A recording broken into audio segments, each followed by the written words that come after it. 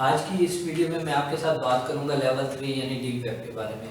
Deep web के बारे में इस वीडियो में मैं ज़्यादा डिटेल से बात नहीं करूंगा क्योंकि ऑलरेडी डीप वेब के ऊपर एक डिटेल्स वीडियो मैंने अपने यूट्यूब चैनल के ऊपर डार्क वेब सीरीज़ के अंदर अपलोड कर रखी है, तो उसका लिंक मैं आपको नीचे डिस्क्रिप्शन में दे दूँगा, आप उसको देख सकते हैं। तो डीप वेब नॉर्मली इंटरनेट का वो हिस्सा है जो कि नॉर्मल सरफेस वेब यानी गूगल के ऊपर इंडेक्स नहीं होता। इस डीप वेब के अंदर एक पार्ट डार्क वेब का भी होता है, लेकिन डार्क वेब के ऊपर हम अपने नेक्स्ट लेवल के अंदर बात करेंगे। उसमें हम कंप्लीट डिटेल से डार्क वेब के ऊपर बात करेंगे। अभी हम डीप वेब के ऊपर ही रहेंगे। तो डीप वेब के अंदर कुछ इस तरह की इंफॉर्मेशन स्टोर की जाती हैं जो कि नॉर्मली आपको गूगल के ऊपर वो इंडेक्स नहीं मिलती।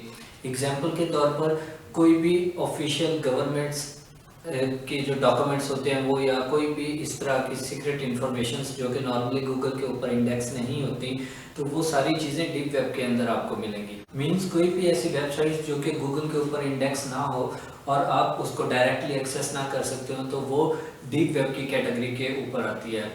तो जो डीप वेब है वो इंटरनेट का ऑलमोस्ट 95 to 96% ओवरऑल इंटरनेट का जो भी कंटेंट होता है वो नॉर्मली डीप वेब के ऊपर ही स्टोर किया जाता है। ऐसा नहीं है कि डीप वेब सारा का सारा इलीगल है, यानी डीप वेब जो है वो गैर कानूनी है, तो ऐसा बिल्कुल भी नहीं है। हाँ, लेकिन डीप वेब के ऊपर जो डार्क वेब है, यानी जिसको हम चैटर वेब भी बोलते हैं, तो वो ऑलमोस्ट 10 to 15% जो है ना वो इलीगल कैटेगरी में आता है। लेकिन उस डार्क वेब के बारे में हम अपनी नेक्स्ट वीडियो के अंदर डिस्कस करेंगे।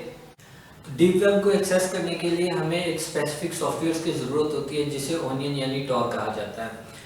तो आप इसकी मदद से डीप वेब को एक्सेस कर सकते हैं। तो बहुत से लोग ये समझते हैं कि डीप वेब के ऊपर बहुत सारी गलत वेबसाइट्स होती हैं, तो ऐसा बिल्कुल भी नहीं है। यहाँ पे डीप वेब के ऊपर बहुत सारी ऐसी कंपनीज हैं जो कि अपने कस्टमर्स का डाटा यानी उनकी पर्सनल इंफॉर्मेशन वो डीप वेब के ऊपर ही स्टोर करती हैं। और बहुत सारी ऐसी गवर्नमेंट्स हैं जो कि अपना पर्सनल डाटा यानी जो सीक्रेट्स डाटा होते हैं, जो इंफॉर्मेशन होती हैं, वो सिर्फ और सिर्फ डीप वेब के अंदर ही स्टोर करती हैं।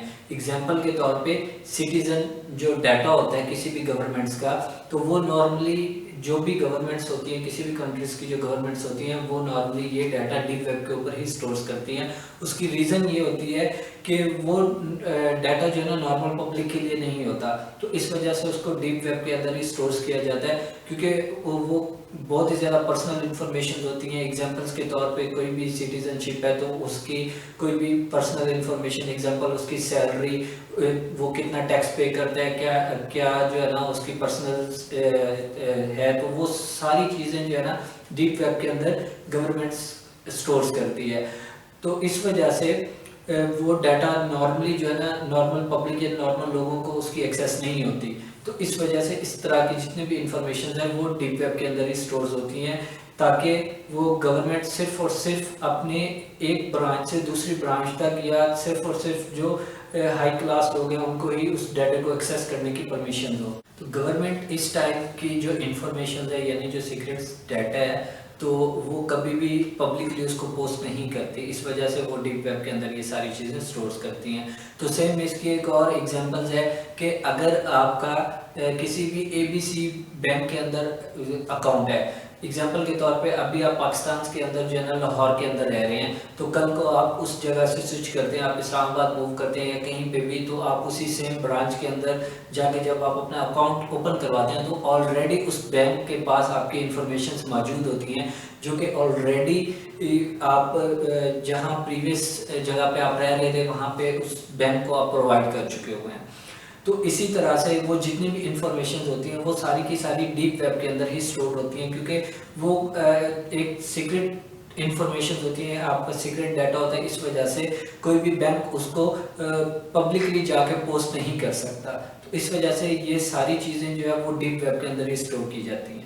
तो इस वजह से डीप वेब मुकम्मल तौर पर इलीगल नहीं होता, क्योंकि आपकी इस तरह की क्रीडेंशियल्स किसी भी नॉर्मल पर्सन या किसी भी सर्फेस वेब के ऊपर शेयर्स नहीं की जाती। तो इस वजह से ये जितने भी क्रीडेंशियल्स है ये बैंक जो है ना ऐसी प्लेसेस के ऊपर जो है ना वो स्टोर्स करता है, यानी डीप वेब के ऊपर स्टोर्स करता है। हाँ, लेकिन डीप वेब के ऊपर एक बहुत ही छोटा सा हिस्सा जो है ना वो इलीगल एक्टिविटीज़ में आता है। वहाँ पे एग्जांपल्स के तौर पे वहाँ पे आपको कुछ डम्प्स यानी कुछ डेटाबेसेस लीक्स, क्रेडिट कार्ड्स की इंफॉर्मेशंस, या फिर आपको हैकिंग फॉर्म्स, या उसके अलावा जो है ना उसके ऊपर आपको एडल्ट कंटेंट्स, पोर्नोग्राफी या और इस तरह की जो इलीगल एक्टिविटीज़ हैं वो उसके ऊपर आपको मिलती हैं। यानी डीप वेब मुकम्मल तौर के ऊपर गैर कानूनी यानी इलीगल नहीं होता।